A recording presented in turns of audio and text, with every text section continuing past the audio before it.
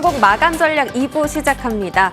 최근에 2차 전지 그리고 초전도체, 맥신에 대한 개인 투자자들의 정말 극성에 달하는 그런 매수세가 많이 몰렸었는데요. 하이리스크 하이리턴에 좀 맞들렸다라고 시장은 표현을 하고 있습니다. 개인 투자자들의 일부 종목에 대한 거래대금이 코스피의 거래대금, 코스닥의 거래대금보다 더 많아지면서 변동성이 계속 확대되는 구간인데요. 그래서 하이리스크 하이리턴에 대한 시장. 오늘 코스피는 이제 금리 동결 플러스 엔비디아 실적 기대감에 대한 이슈 때문에 장중에 상승 출발했습니다. 하지만 1시 정도를 기점으로 탄력이 둔화되는 양상이 나타나고 있는데요. 삼성전자와 SK하이닉스에 대한 물량도 출회되면서 SK하이닉스가 장중에 3.8%까지 급등했다가 현재는 음봉 전환한 후에 거래가 진행되는 상태죠. 다만 지금 시점에서 코스피 시장에 외국인의 매수세가 좀 들어오고 있다라는 점 포착되고 있고 코스닥 시장에서도 외국인의 매수가 2시 30분 기점으로 확인이 되고 있습니다. 이때 상승분 좀 반납했다가 다시 좀 회복하려는 움직임이 나타나고 있고 현재 구간은 893선 지나가고 있습니다. 자, 오늘도 역시나 강한 테마가 있습니다. 바로 후쿠시마 오염수 관련주인데요. 자, 두 번째 키워드 열어보도록 하겠습니다. 자, 소금 관련주들 지금 상한가 5종목이나 직행을 했습니다. 신송홀딩스, 샘표식품, 샘표, 보라티아, 린산가 전부 다 상한가인데요. 이게 또 맥신에 이어서 좀 테마적인 급등으로 좀 봐야 하는 건지 아니면 앞으로 더 모멘텀을 가져가야 할 이슈로 봐야 하는 건지 투자에 대한 분석이 필요해 보입니다. 열어보도록 하겠습니다. 제가 보라티아의 차트를 캡처를 해왔는데 이 차트의 흐름에 따라서 어떤 일이 일어났는지 잠깐 짚어보도록 할게요. 6월 12일 날 후쿠시마 오염수가 방류되기 때문에 관련 시설에 대한 시운전을 시작하겠다라는 소식 때문에 급등하기 시작했고 3일간 연속적으로 급등을 이뤄냈습니다. 그 후에 3주 정도 횡보 기간을 거치다가 이날 7월 5일 날 외국인의 매도세가 나타나면서 주가가 기간 조정을 겪기 시작했고요. 이 기간 동안은 에코프로 그룹주, 포스코 그룹주들이 과열 랠리를 이어갔던 기간입니다. 그 후에 오늘이죠. 후쿠시마 오염수가 24일부터 본격적인 방류를 시작한다라는 소식과 함께 오늘 상한가로 직행을 했습니다. 자, 그렇다면 수급의 연속성이 있을까 하는 부분은 의문입니다. 이때는 다른 종목들의 주도주 랠리가 이어졌었고 오늘은 테마적인 부분에 있어서 수급의 변동성이 강한 시장이기 때문에 급등을 한 게 아닐까 싶은 의미도 있는데요. 자, 다음 장 보도록 하겠습니다. 수산물과 식품 수입에 있어서 중국, 홍콩, 러시아가 규제 강도를 강화한다라고 밝혔습니다. 이 이야기가 앞으로 우리 기업들의 악재가 될지 아니면 반사 이익을 얻는 수혜가 될지 호재가 될지는 이 이슈의 성격을 좀 파악할 필요가 있겠고요. 제가 앞서서 말씀드린 수급의 연속성이 의문이 든다라는 게 이런 관련주들이 지금 테마장이기 때문에 수급을 받은 거지 2차 전지나 반도체 중심의 주도주 중심의 지수 반등이 나온다라면 다시 이 테마주들이 갈 수 있을까는 의문입니다. 그리고 좀 찾아봤더니 이 관련 기업들의 실적은 그렇게 좋지가 못했습니다. 따라서 이 이슈들이 정말 이 이슈를 안고 앞으로 주가가 잘 상승을 하려면 기업들의 실적이 잘 나와야겠고 그 실적을 기반으로 탄탄한 펀더멘털을 형성해야겠죠. 자, 다음 테마 보도록 하겠습니다. 엔비디아 실적 기대감이 앞으로 계속 커지고 있습니다. 내일 밤 공개가 되는데 이 화면은 제가 지난주 수요일 날 직접 전해드렸던 화면입니다. 그런데 어젯밤에 또 추가적으로 증권가에서 목표가 상향 소식이 나왔습니다. UBS와 모건 스탠리, 웰스파고가 합쳐서 500에서 540달러까지 주가를 상향했었는데 바클레이즈와 로젠블랙 그리고 오펜하이머까지 엔비디아에 대한 목표 주가를 추가적으로 상향을 한 건데요. 특히 로젠블랙은 좀 말도 안 되는 목표가긴 합니다. 800달러로 상향 조정을 했고 어젯밤에 467달러 선에서 거래를 마감했고 8% 엔비디아의 주가는 급등을 했습니다. 우리 시장도 아침에는 AI 반도체 단이 이런 수혜 소식을 받아서 급등을 하다가 오후 12시부터 좀 밀려나는 하락 반전하는 모습이 연출되기도 했죠. 자, 다음 장 보도록 하겠습니다. AI 테마 진짜 계속 집중해도 될까 하고 모멘텀을 좀 찾아봤더니 이런 월스트리트 저널에서 이런 소식이 있었습니다. 미중 패권 경쟁을 하는 이유가 군사용 AI 때문이다라는 건데 그런 거죠. 기술 격차를 벌리기 위한 게 AI 반도체 단에서만 하나는 게 아니라 군사용 AI, 군사 기술을 더 격차를 벌리기 위해서 이런 패권 경쟁을 벌이고 있다라는 게 월스트리트 저널의 시선이었습니다. 최근에 실제로도 미국과 중국에서 AI 드론 관련해서 연구를 하고 실험을 하는 것이 발견이 되기도 했고, 앞으로 이 모멘텀을 가지고 AI 모멘텀이 더 붐을 일으킬 수 있을지는 좀 지켜봐야 할 것 같고, 물론 모멘텀이 좋아도 지금이 투자 시기가 적절한가는 잠시 뒤에 프로의 시선에서 투자 관점 체크 받아보도록 하겠습니다. 자, 마지막으로 딥노이드 이야기 해보도록 하겠습니다. 딥하게 알려주는 AI 딥노이드 이야기인데요. 딥뉴로와 딥팩토리 두 가지 의료기기가 있습니다. 이쪽이 의료기기고 이쪽은 AI 검사 장비단인데요. 딥노이드의 사이트를 들어가서 찾아봤더니 이 뉴로, 혈관 질환뿐만이 아니라 폐나 신장 그리고 혈관 또 다양한 곳에 뭐 가슴 쪽 이런 질병을 또 검사를 해주는 그런 장비들이 있었는데요. 일단 이 딥뉴로가 뇌동맥류, 뇌 영상 검출하는 소프트웨어입니다. 이 기기가 혁신 의료기기로 지정이 되면서 병원과 앞으로 실증 사업을 해 나간다라는 모멘텀이 있었고, 또 이 딥뉴로가 비급여를 적용받게 되면서 앞으로 AI 매출이 하반기부터 폭발적으로 성장할 거다라는 증권가의 리포트가 있었습니다. 그리고 이 딥팩토리는 뭐냐면 웨이퍼 장비나 PCB 그리고 2차 전지 배터리 장비에 결함이 있는지 체크를 해주는 그런 기기인데요. 이쪽에서도 매출이 본격화되면서 앞으로 2차 전지 향 매출이 늘어날 거다라는 하나증권의 리포트가 있었습니다. 뭐 내년도 매출액 너무 좋을 거고 실적도 턴어라운드 전망이 나왔고요.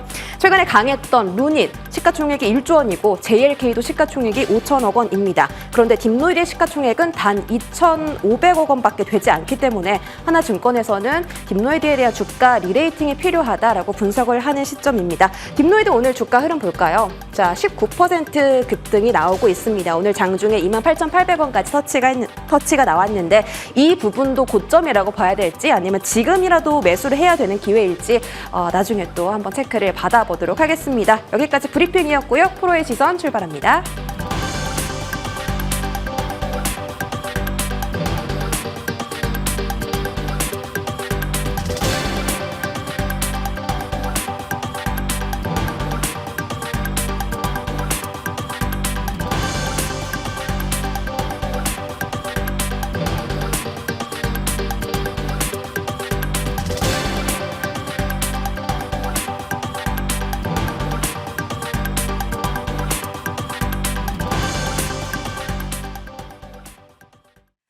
네, 브리핑 받아서 또 전략으로 이어가 보겠습니다. 지수의 탄력이 둔화되면서 하락 전환되기도 했고 오늘도 8조 원 간신히 넘어가는 이런 거래대금 한산한 모습 이어지고 있습니다. 코스닥도 10조 원 살짝 넘기고 있고 지수는 어느 정도 제자리를 지키고는 있는데 굉장히 지난주 저점에서 올라오는 힘이 너무 약했다라는 생각이 드는 화요일장입니다. 두 분의 프로의 의견을 좀 들어볼까요? 이권희 하이투자증권 부장, 김덕호 주식회사 플래처 대표 모셨습니다. 안녕하세요. 오늘도 어지러운 시장 장중 변동성을 두 분은 어떻게 읽으셨을까요? 먼저 시장에서 오늘 또 중심에 있었던 2차 전지 이야기부터 출발을 해보겠습니다. 이건희 부장님, 에코프로의 오늘 급등 어떻게 보셨나요? 보니까 7월 26일에 153만 원을 최고점을 찍지 않았습니까? 이날 종가가 122만 8천 원입니다. 오늘 유일하게 대부분의 종목들이 다 상승폭을 반납하는 데 있어서 물론 이제 식자재나 소금 관련 테마는 좀 다르지만요. 에코프로 유일하게 고점 높여가면서 127만 5천 원까지 장중 고점을 쓰고 있습니다. 그룹주 다 좋아요. 애널리스트들은 이유를 모르겠다. 이렇게 분석을 좀 포기한 지 오래입니다. 오늘의 급등을 어떻게 보십니까? 애널리스트 포기한 걸 저한테 물어보시니까 되게 힘든데 예, 일단 그런 거죠. 지금 뭐 반등이 나올 자리에서 기술적 반등이 좀 나온 것 같고요. 지금 오늘 반도체가 또 장 초반에 워낙 좋다가 다 밀렸죠. 이제 그러면서 오히려 이제 에코프로는 더 급등하는 모습을 보이고 있는데 일단 이제 자금이 약간 쏠리면서 왔다 갔다 하는 모습인데 SK 그 에너지 그러니까 에코프로를 보면 올라갈 이유를 굳이 찾아보면 최근에 SK온과 포드, 에코프로 BM의 3자 합작 발표가 또 있었고요.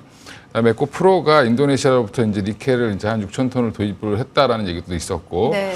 그다음에 이제 이런 부분들이 쌓여 있다가 또 중국의 신장 지역의 강제노동 관련된 수입 제품을 미국에서 검사를 하는데 그 안에 이제 배터리도 포함을 하겠다라고 얘기를 했습니다. 그러면 중국에서 만들어진 배터리가 미국에 못 들어갈 가능성이 뭐 이미 뭐 못 들어온다라고 했는데도 다 들어가죠, 우회적으로.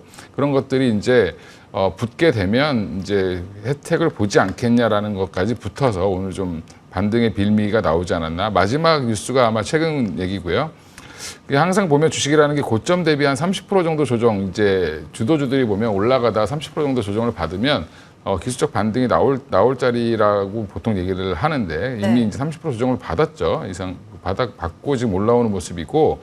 근데 저는 단기적으로는 한 130만 원을 돌파하는 데에는 조금 더 힘은 더 필요하지 않겠나. 그래서 지금은 내일 정도까지 보시고 갖고 계신 분들은 좀 비중을 좀 줄이셔야 되지 않나 개인적으로 그렇게 생각을 하고 있습니다.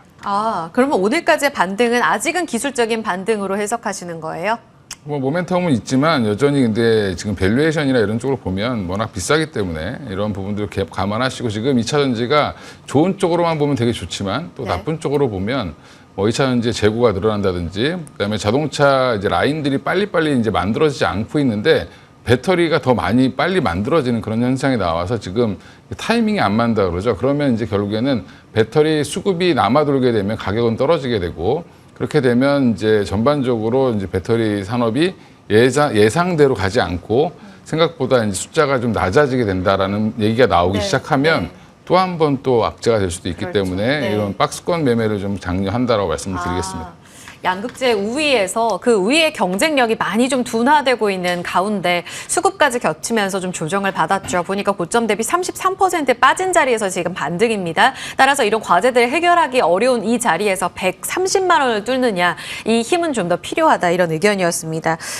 김덕호 대표님도 그렇게 보세요. 오늘 보니까 에코프로 굉장히 강했고 포스코 그룹의 경우에는 시가가 그래도 고점이 됐네요. 지금 다시 3시 구간에 조금 올라오기는 하지만 에코프로만큼의 힘은 아니었습니다. 그래도 두 그룹주가 모두 좋았는데 결국은 전날 밤에 테슬라의 효과로 봐야 되는지 IB 쪽에서 다시 또 테슬라에 대한 낙관적인 이야기들을 많이 하네요. 사실 이제 테슬라 같은 경우에는 이미 조정을 굉장히 많이 받다 보니까 반발 매수가 좀 일어났다고 보시는 게 좋을 것 같습니다. 이미 이제 기술적 반등이라고 좀 보시는 게 더 유리하지 않을까 판단을 하고 있고요. 물론 2차 전지 테마가 아직까지도 먹거리들이 굉장히 많다 보니까 마찬가지로 이런 증시가 악재형이 있어더라도 변동성 속에서 살아남는 곳이 2차 전지나 전기차 정도 될 수밖에 없습니다. 그렇지만 우리 국내 증시가 마찬가지로 움직이는 것, 특히 뭐 포스코 그룹주라든가 아니면 에코프로가 아직까지도 주가가 견고한 이유는 결국은 리튬과 관련돼 있는, 즉 이제 양극재와 음극재 관련된 자재들을 가지고 있는 기업들이라면은 어쩔 수 없이 주가가 버티고 있는 경우입니다. 근데 이 버티는 기업들도 가만 보시면 재밌는 사실이 실제로 해외에 원자재를 수급할 수 있는 광산을 유리했다든지 아니면 관련 기업을 인수를 했다든지 이런 부분에서 남아있는 곳이 굉장히 큽니다. 이게 왜 이런 사태가 벌어지냐면은 이미 많은 분들이 좀 눈치를 채석했습니다만은 앞서서 이제 한미일 방어 협력을 하게 되면서 마찬가지로 중국에 대한 견제를 굉장히 강하게 하고 있는 것이 사실입니다. 그러다 보면은 중국 입장에선 당연히 반도체 수출한대, 전기차 수출한대, 배터리 수출한대 이러다 보니까 히든 카드를 꺼내들었죠. 원자재 수출 안 하겠다라는 식으로 뭐 일부 이제 광물에 대해서 이제 수출을 이제 보호를 하기 시작합니다. 이러다 보니까 사실 중국뿐만 아니라 많은 이머징 국가들이 실제로 원자재를 수출을 하게 되면서 왜 이점을 우리가 빼앗겨야 되느냐라는 부분들이 나오고 있다는 겁니다. 그러다 보니까 최근에는 자원민족주의라는 부분들이 굉장히 강조가 되고 있고요. 이러다 보니 지금 현재 리튬이라든가 이런 부분들에서는 실제 그 수급을 하고 있는 그리고 조달이 가능한 기업들만 주가가 버텨주고 있다라고 좀 보시면 좋을 것 같습니다.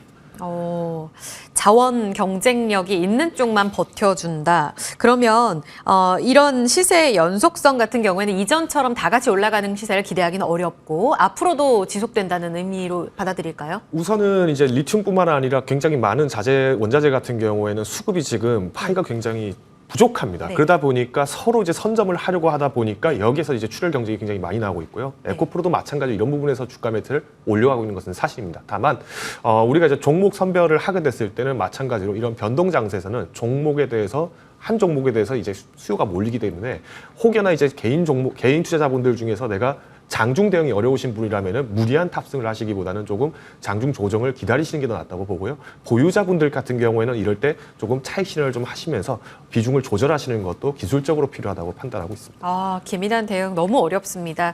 2차 전지 이야기를 들어봤고요. 오늘장 초반 분위기를 이끌고 갔던 이 엔비디아 발 영향을 받은 쪽도 여쭤보겠습니다. 먼저 2분기 실적 발표를 앞두고 있는 엔비디아 간밤의 분위기가 굉장히 좋았었죠. 여기서 또 한번 HSBC에서 거의 780, 그러니까 로젠블릿 혼자만 이끌고 가던 $800까지 거의 의견을 더하는 이런 리포트가 나오게 되면서 굉장히 좀 기대감이 커지는 모습이었습니다. 엔비디아 8% 이상 올랐는데 초반 분위기는 따라갔어요. 그런데 AI 반도체 관련 종목들이 다 음봉 전환됐고 낙폭은 굉장히 더 깊어지면서 마감할 것 같습니다. 한미반도체가 신고가 63,300원이 오전에 나왔고요. 현재 6.7%까지 빠지면서 55,700원으로 저점 낮추고 있습니다. 이수페타시스 하락 전환됐고요. STI도 급락입니다. 어떻게 봐야 돼요, 이건희 부장님? 저도 어떻게 볼까 좀 계속 고민을 하고 있는데. 변동성이, 예, 네. 그러니까 약간 좀 요즘에 시장이 좀 약간 폭력적이다라고 이제 말씀을 드리고 싶은데, 일단 너무 급하게 오르고 급하게 빠지고 이런 것들이 너무 심해지면 사실은 주식시장을 참여자들이 떠나게 되는 현상이 나오는데 이런 현상들이 좀 나와서 좀 안타깝다 이렇게 말씀을 드리고요.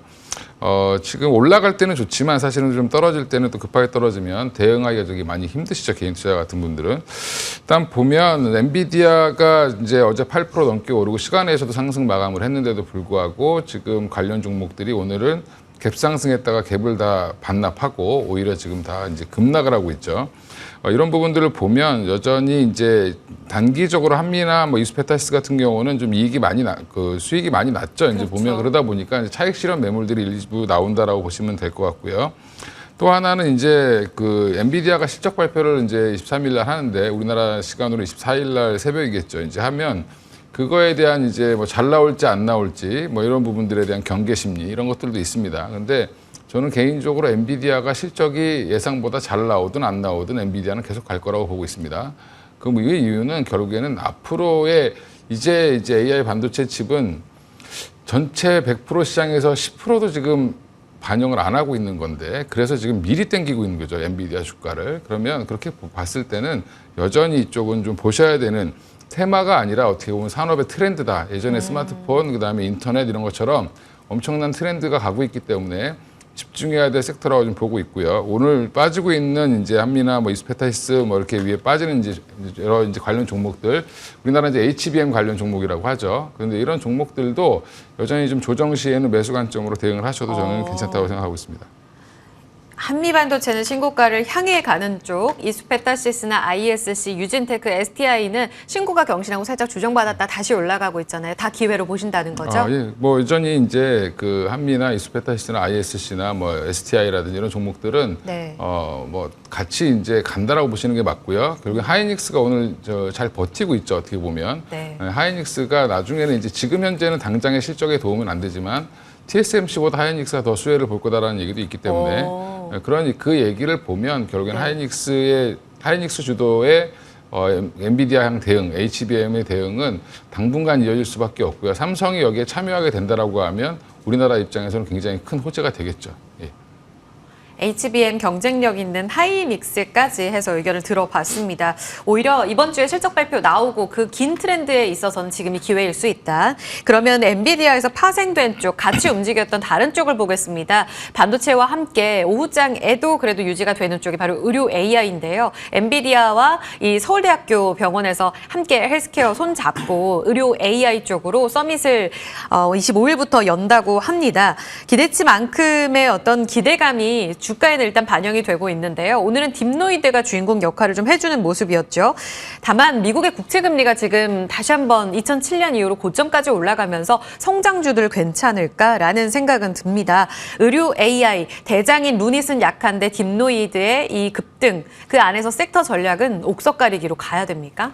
아무래도 이제 이런 펀더멘탈 장세가 되면은 결국은 실적 부분으로 많이 귀결을 할 수밖에 없다고 판단을 하고 있고요. 그렇기 때문에 사실 엔비디아 관련주다, 뭐 아니면 엔비디아에서 이번에 마찬가지로 의료 AI를 낸다라는 부분에서 급등하는 종목이 있다면은 이전부터 이미 실적이 반영되고 있는지를 충분히 보셔야 됩니다. 즉 성장주의 가장 큰 매력은 아직 이 부분들이 정확하게 발현되지 못했다. 그렇기 때문에 파이가 크다라는 부분에서 먼저 주가가 빠르게 움직입니다. 다만 최근 장세에서는 지금 미국도 마찬가지로 역대 주택담보금리 때문에 굉장히 고생을 많이 하고 있다는 점을 보셨을 때는 어떤 투자 매력이나 이런 부분들이 굉장히 좀 많이 급감할 수밖에 없다라고 판단을 하고 있고요. 다만 이럼에도 우리가 AI 부분들은 계속 주목을 해야 된다. 다만 우리가 비단 의료 AI를 하고 해서 집중을 하는 것이 아니라 실제 이 기업들이 성장 매력만큼 그만의 실적을 지속적으로 만들어내고 있냐에 초점이 맞춰져야 될 것 같습니다. 그러다 보니까 사실 비교적 최근에 진행했던 어떤 스타트업들 같은 경우에는 AI 기술을 갖고 있다, 빅테크 기술을 갖고 있다 하더라도 많이 움직임들이 둔화될 수밖에 없었다는 점을 좀 참고하시면 좋을 것 같고요.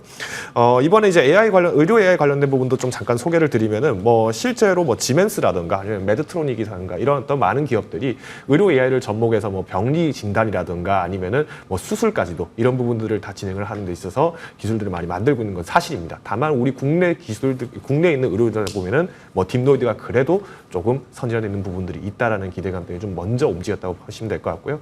앞으로 우리가 보셔야 될 거는 의료 AI도 마찬가지로 결국은 실적입니다. 다만 지금까지의 성장주들이 이 실적 부분들이 단기간에 회복하려면 자금력이 굉장히 중요한데 지금 자금력은 촉각을 다투고 있기 때문에 조금 긴축에 대한 부담들도 어느 정도 확보를 하셔야 되기 때문에 공격적인 어떤 포지션을 갖고 포트폴리오에 담으시기보다는 가벼운 비중으로 항상 담으셔야 한다 정도만 말씀드리겠습니다. 그럼 루닛이나 뷰노나 오늘 딥노이드 제외하고 의료 AI 원래 움직였던 그러니까 이 후발주자가 아닌 선발주자들은 지금 공략을 해도 되는 거예요? 사실 선발주자라고 하더라도 시장 전반적으로 지금 축소가 되고 있죠. 지금 투자의 유동성 자체가 많이 줄기 그렇죠. 때문에 네. 오히려 변동성이 강해질 수밖에 없습니다. 즉 이렇게 오늘처럼 이렇게 뉴스 나온 다음에 팔아라라는 얘기가 괜히 있는 것이 아니다시피 보유자분들이라 하더라도 이 부분들을 장기 종목을 담는다. 이 부분에서는 미국에부터 시작되는 불안 증시가 오히려 회복이 될 때 그때 다시 진입하셔도 늦지 않다라고 저는 판단하고 있습니다. 매크로에서 그 답을 찾고 계시네요. 상단에 대한 기대는 좀 낮춰야 될 것 같습니다. 그리고 AI에서 추가적으로 오늘 봐야 될 종목이 네이버였죠. 이건희 부장님, 네이버 하이퍼 클로바 X 공개 이틀 전입니다. 최수연 대표의 오늘 주주서한 두 번째 발송과 함께 그 주목을 좀 받지 않았습니까? 물론 탄력은 오전 고점 대비로는 좀 빠지면서 22만 원 하회합니다. 21선을 나흘 만에 회복하나 싶었는데 조금 아슬아슬한 구간으로 지금 마감 앞두고 있거든요. 이번에 공개되고 나서 주가 점프 가능할까요?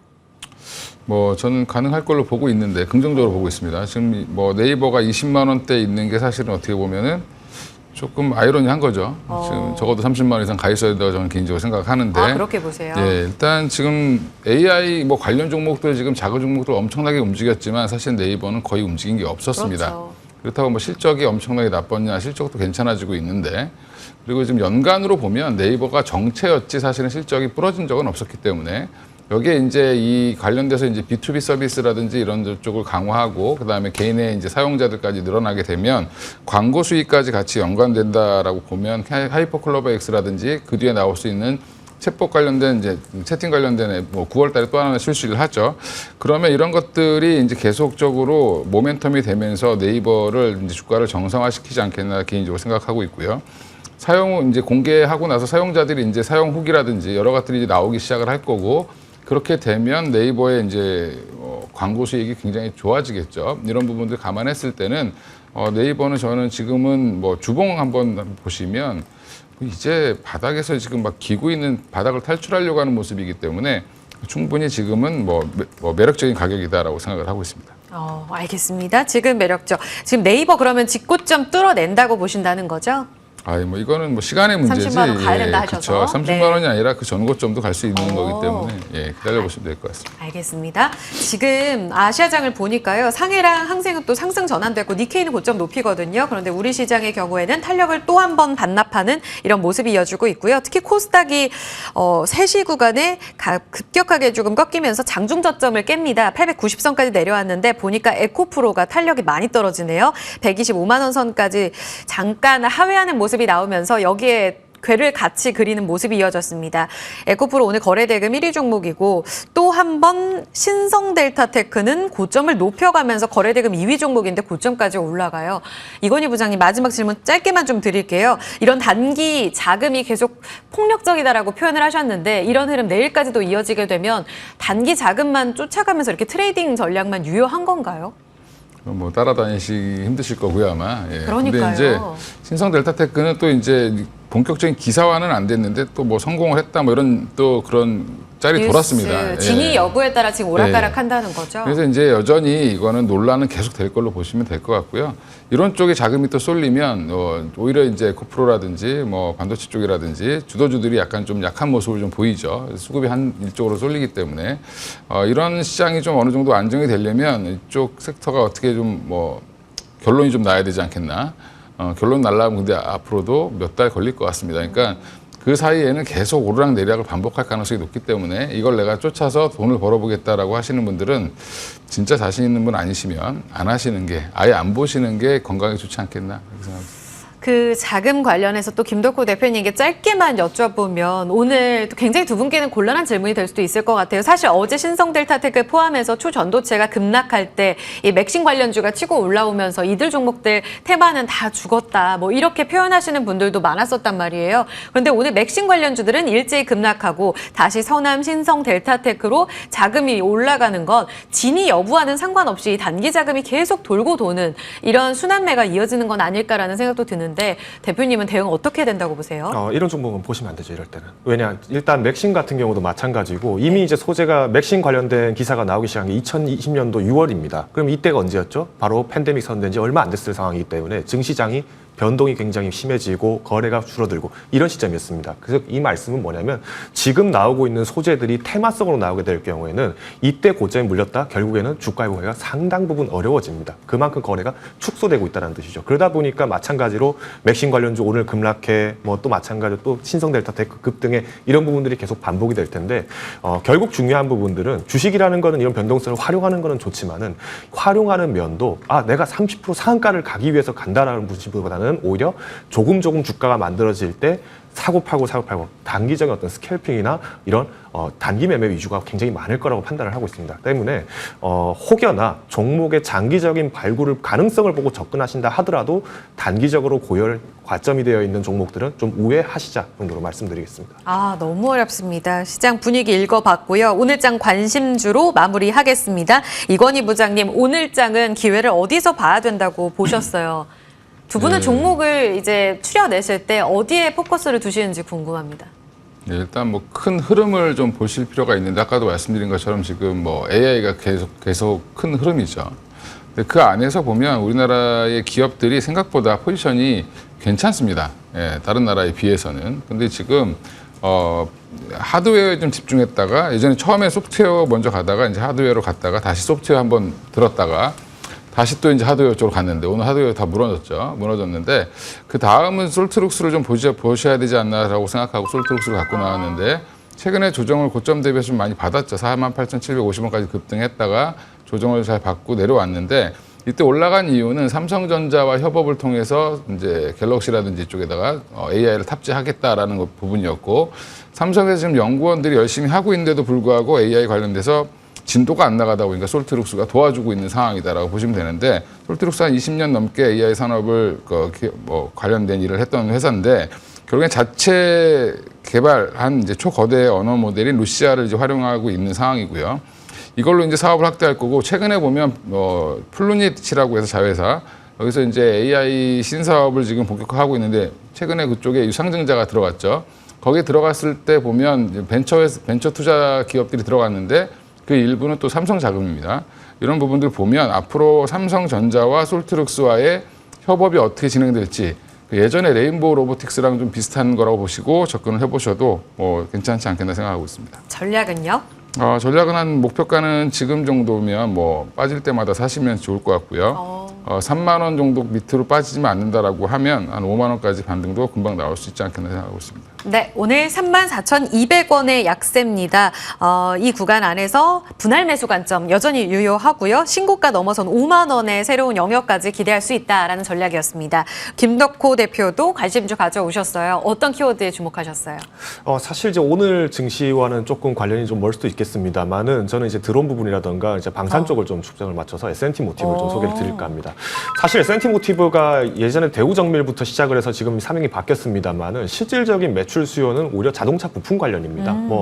파워트레인뿐만 아니라 이런 관련돼 있는 종목들이 굉장히 많고 특히 이제 플랫폼 관련된 부분들에서 지금 현대화 관련돼서 어떤 수주를 받을 수 있느냐가 기대주가 되다 보니까 최근에 좀 종목이 많이 거론됐었습니다. 다만 우리가 이제 대우 정밀 같은 경우에는 마찬가지로 앞서 소개드렸던 S&T 모티브 같은 경우에는 이미 이제 소총 부분이라든가 이런 부분에서의 방산 파일을 갖고 있는데 이 부분이 지난 5월에 이제 특수전 기관 단총 관련된 부분 사업을 받게 되면서 이제 실적은 하반기부터 본격적으로 반영될 것으로 보고 있습니다.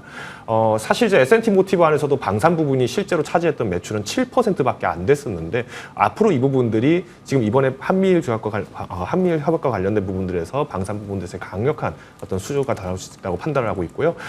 때문에 이제 단기적으로 좀 접근을 하시더라도 내년 상반기까지는 한번 기다려 보시는데 좀 말씀드리고 싶습니다. 특히 내년 1분기까지의 주가 움직임들을 살펴보시면서 좀 전략 매매를 하시는 게 중요하다고 판단하고 있습니다. 알겠습니다. 가격 전략 주세요. 네, 가격 전략은 목표가는 52,000원입니다. 이전 고점을 돌파하기까지는 아직까지 시장의 불안 요소가 완벽하게 해소된 것은 아니기 때문에 과도한 목표 설정은 좀 어렵다고 판단하고 있고요. 다만 이런 어떤 종목들은 조금 주가 움직임이 천천히 될 수밖에 없습니다. 그렇기 때문에 이런 종목의 매력을 좀 못 느끼겠다, 혹은 현금이 좀 많이 부족하다 하시다면은 4만 원 선에서는 손절을 가로 제시를 드리도록 하겠습니다. 네, 오늘 방산주도 괜찮았었는데요. 이제 방산사업부 확대까지 되면서 이 재평가의 기대감도 안고 있습니다. 부품주죠. S&T 모티브 52,000원까지 목표 주가 들어봤습니다.